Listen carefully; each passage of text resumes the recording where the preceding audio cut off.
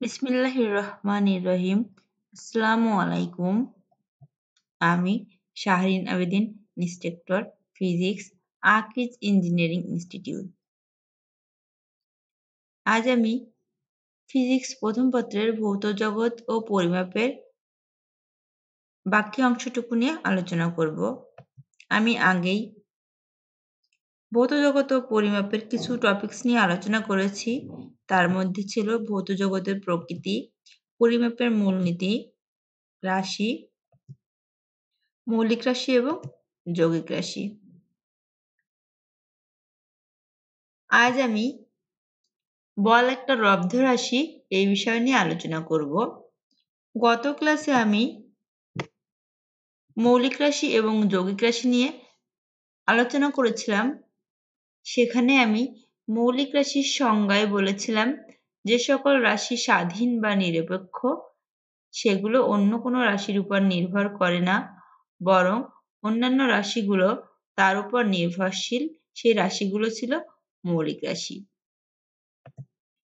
যৌগিক রাশির সংজ্ঞায় আমি বলেছিলাম যে সকল রাশি স্বাধীন নয় বা যে সকল রাশি অন্য কোনো রাশির উপর অর্থাৎ মৌলিক রাশির উপর নির্ভরশীল সেইগুলো ছিল যৌগিক রাশি। যৌগিক রাশির উদাহরণ হিসেবে আমি বলেছিলাম যে বেগ, বল, কাজ, তাপ, ত্বরণ, তড়িৎ, বিভব ইত্যাদি। এর মধ্যে একটা উদাহরণ ছিল বল। তো আজ আমরা প্রমাণ করে দেখাবো যে বল একটা লব্ধ রাশি। তো কোশ্চেনটা হচ্ছে দেখাও যে বল একটা লব্ধ রাশি। আমরা জানি যে যৌগিক রাশির অপর নাম হচ্ছে লব্ধ রাশি। প্রথমেই আমরা লব্ধ রাশির সংজ্ঞা জেনে নিই। যে সকল রাশি এক বা একাধিক মৌলিক রাশির গুণফল বা ভাগফল হতে পাওয়া যায়, অর্থাৎ কি যে সকল রাশি ভাঙলে এক বা একাধিক মৌলিক রাশি পাওয়া যায় তাই হচ্ছে কি যৌগিক রাশি বা লব্ধ রাশি। এখন আমরা দেখব যে বল কেন লব্ধ রাশি। আমরা বলের সূত্র থেকে জানি বলকে ভাঙলে আমরা পাবো একটা ভর এবং একটা ত্বরণ। তাহলে বল সমান কি জানি আমরা ভর গুণ ত্বরণ। কারণ ভর আমরা জানি মৌলিক রাশি, ভরকে ভাঙা যায় না। কারণ আমরা জানি যে মৌলিক রাশিকে ভাঙা যায় না, এটা স্বাধীন নিরপেক্ষ অন্য কোনো কিছুর উপর নির্ভর করে না, তাই ভরকে আমরা ভাঙবো না, ভরকে রেখে দেব।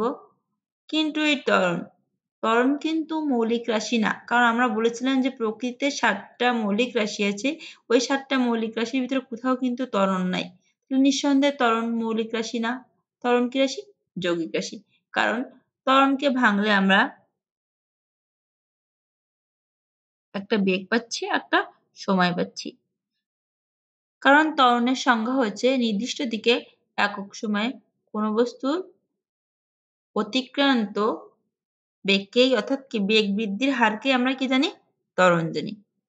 যদি আমরা ত্বরণের সংক্ষিপ্ত একটা ছোট সংজ্ঞা দিই তাহলে আমরা বলতে পারি বেগ বৃদ্ধির হারকে ত্বরণ বলে।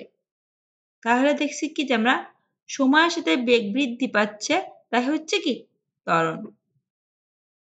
তাহলে ত্বরণকে ভেঙে আমরা কি পাচ্ছি? বেগ পাচ্ছি এবং সময় পাচ্ছি। এই বেগ আর সময় পাচ্ছি কিসের থেকে? ত্বরণের সংজ্ঞা থেকে। এখন যখন আমরা বলকে ভেঙে ভর এবং ত্বরণ পাইছিলাম সেক্ষেত্রে আমরা ভরকে রেখে দিয়েছিলাম, ত্বরণকে ভেঙেছিলাম। ত্বরণকে ভেঙে পাইছি বেগ এবং সময়। এখানে সময়টা দেখছি মৌলিক রাশি, কিন্তু বেগটা কি রাশি? যৌগিক রাশি। তাহলে নিঃসন্দেহে বেগকে আবারও ভাঙা যাবে। তো যে রাশিগুলোর মৌলিক সেগুলোকে রেখে দিয়ে আমরা বেগকে ভাঙবো। তো ভর রেখে দিলাম, একটা সময় রেখে দিলাম। বেগকে ভাঙলে আমরা পাবো দূরত্ব ভাগ সময়। বেগ ভাঙলে কি পাচ্ছি? দূরত্ব ভাগ সময়। কিভাবে পাচ্ছি? বেগের সংজ্ঞা থেকে জানি আমরা নির্দিষ্ট দিকে একক সময়ে বস্তুর যে দূরত্ব অতিক্রম করে তাই হচ্ছে কি বস্তুর বেগ। তাহলে বেগকে ভাঙলে পাবো কি? দূরত্ব আর কি পাবো? সময়। দূরত্ব ভাগ সময়। যেহেতু আগে একটা সময় ছিল তাই বেগকে ভাঙার পরে যে একটা সময় পাচ্ছি এবং আগের যে সময়টা ছিল এই দুইটা গুণ করলে কি হয়ে গেছে? সময় স্কয়ার। তাহলে বলকে ভেঙে আমরা পাচ্ছি ভর গুণ দূরত্ব ভাগ সময় স্কয়ার। দেখো তো এই যে আমরা রাশিগুলা পাইছি সমস্ত রাশিই কি মৌলিক রাশি না?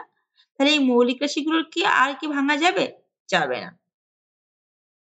দেখো, তাহলে কি আমরা বলতে পারি যে বল একটা লব্ধ রাশি? কারণ বলকে ভাঙার পরে আমরা এক বা একাধিক মৌলিক রাশি পেয়েছি। তাহলে নিঃসন্দেহে বল কি একটা যৌগিক রাশি বা লব্ধ রাশি। নিশ্চয়ই তোমরা বুঝতে পেরেছ? যদি বুঝতে অসুবিধা হয় তাহলে আমাকে পরবর্তী ক্লাসে অবশ্যই জানাবা। এরপরে আমরা আলোচনা করব একক। আমি আগেই বলেছিলাম যে রাশিকে প্রকাশ করার জন্য এককের দরকার। তো সেই এককের সংজ্ঞাটা আমরা একটু দেখি একক কি? যে আদর্শ পরিমাণের সাথে তুলনা করে কোনো ভৌত রাশিকে পরিমাপ করা হয় তাকে পরিমাপের একক বলে। অর্থাৎ আমরা বলতে পারি যদি দৈর্ঘ্যকে আমরা প্রকাশ করতে চাই তাহলে বলব কি ১০ মিটার। ১০ টা হচ্ছে একটা সংখ্যা। কিন্তু দৈর্ঘ্যকে ১০ এর সাথে যখন মিটার আমরা দিচ্ছি তখন আমরা নিঃসন্দেহে বুঝতে পারছি কি এটা দূরত্ব বোঝাচ্ছে কিংবা দৈর্ঘ্য বোঝাচ্ছে। তাহলে আমরা দেখছি কি মিটার এখানে কি একটা একক। তাহলে আমরা বলছি কি যে আদর্শ পরিমাণের সাথে তুলনা করে ভৌত রাশিকে পরিমাপ করা হয় তাই হচ্ছে পরিমাপের একক। একক ২ প্রকার। মৌলিক একক এবং কি যৌগিক একক বা লব্ধ একক। যেমনভাবে আমরা মৌলিক রাশির সংজ্ঞা দিয়েছি ঠিক তেমনভাবে আমরা যৌগিক রাশির সংজ্ঞা দিতে পারি। সরি মৌলিক এককের সংজ্ঞা দিতে পারি। মৌলিক এককের সংজ্ঞায় আমরা বলতে পারি কি যে একক অন্য কোনো এককের উপর নির্ভর করে না তাকে মৌলিক একক বলে। যেমন দৈর্ঘ্য, ভর, সময় ইত্যাদির একক কি? দৈর্ঘ্যের একক কি জানি আমরা মিটার জানি, ভরের একক কি জানি কিলোগ্রাম বা কেজি, সময়ের একক কি জানি সেকেন্ড। এরপরে আমরা যৌগিক একক নিয়ে আলোচনা করব। দেখো যৌগিক একক কি? যে সকল একক অন্য একক থেকে উদ্ভূত বা জাত। অর্থাৎ কি যে সকল একককে ভাঙলে এক বা একাধিক মৌলিক একক পাওয়া যাবে তা হচ্ছে কি যৌগিক একক বা লব্ধ একক। যেমন ক্ষেত্রফলের একক বর্গমিটার। দেখো ক্ষেত্রফলকে ভাঙলে আমরা একটা দৈর্ঘ্য পাচ্ছি আর একটা কি পাচ্ছি? প্রস্থ পাচ্ছি। দৈর্ঘ্যের একক মিটার ইনটু প্রস্থের একক কি? মিটার। দৈর্ঘ্য গুণ প্রস্থ মানে কি? ক্ষেত্রফল। তাহলে মিটার গুণ মিটার মানে কি? বর্গমিটার। তাহলে নিঃসন্দেহে ক্ষেত্রফল একটা কি একক? যৌগিক একক।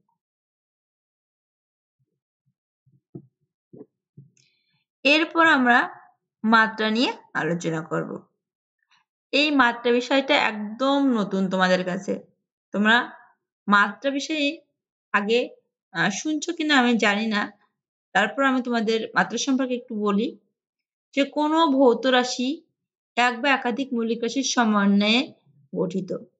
কোনো ভৌত রাশিতে উপস্থিত মৌলিক রাশিগুলোর সূচককে রাশিটির মাত্রা বলে। তাহলে আমরা কি দেখছি যে কোনো ভৌত রাশিতে উপস্থিত মৌলিক রাশিগুলোর সূচককে রাশিটির কি বলে? মাত্রা বলে। দেখো দৈর্ঘ্যের মাত্রা কি জানি আমরা? সাধারণত দৈর্ঘ্যের ইংলিশ কি জানি আমরা? লেন্থ। তো যদি আমি দৈর্ঘ্যের রাশি লিখি তাহলে এল দ্বারা প্রকাশ করি। কিন্তু যদি এটাকে একক লিখি আবার কি? মিটার মানে এম দ্বারা প্রকাশ করি। কিন্তু যদি আমরা একক মাত্রা লিখতে যাই অবশ্যই দৈর্ঘ্যকে আমরা এল দ্বারা প্রকাশ করেছি সেই এলকে আমরা বড় হাতের অক্ষরে লিখব। কারণ মাত্রা লেখার শর্ত আছে। শর্তটা হচ্ছে কি? অবশ্যই তোমার অক্ষরটা মানে কি বলে এটাকে? প্রতীকটা অবশ্যই বড় হাতের অক্ষরে লিখতে হবে এবং অবশ্যই তৃতীয় বন্ধনী চিহ্ন অর্থাৎ থার্ড ব্র্যাকেট ব্যবহার করতে হয়। মাত্রা লেখার শর্তই আমি বলে দিচ্ছি যে মাত্রা লেখার শর্ত ২ টা। অবশ্যই প্রতীকগুলাকে বড় হাতের অক্ষরে লিখতে হবে এবং তৃতীয় বন্ধনী চিহ্ন অর্থাৎ থার্ড ব্র্যাকেট ব্যবহার করতে হবে। তাহলে আমরা দেখছি কি দৈর্ঘ্যের একক মিটার দৈর্ঘ্যের মাত্রা এল, সময়ের মাত্রা টি, ভরের মাত্রা এম, ক্ষেত্রফলের মাত্রা এল স্কোয়ার, আয়তনের মাত্রা এল কিউ, ঘনত্বের মাত্রা মিটার এম এল ইনভার্স 3, বেগের মাত্রা এল টি ইনভার্স 1। এইভাবে ত্বরণ, ভরবেগ, বল, কাজ, চাপ ইত্যাদির মাত্রাগুলো দেওয়া আছে।